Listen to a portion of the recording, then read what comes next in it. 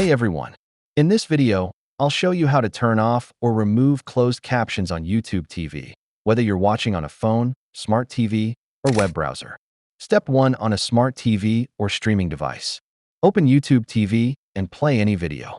On your remote, press the down arrow or tap the OK/Enter button. Navigate to the CC, closed caption, icon. Select it, then choose off to disable captions. Step 2 on a phone or tablet. Open the YouTube TV app. Start watching any video.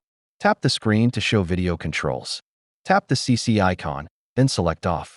Step 3 on a computer, web browser. Go to tv.youtube.com and play a video. Hover over the video player to see controls. Click the CC icon.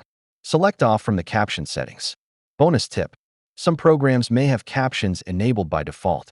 You'll need to turn them off each time if they keep reappearing. Thanks for watching. If this helped, make sure to like, subscribe, and check out our channel for more YouTube TV tips and tutorials.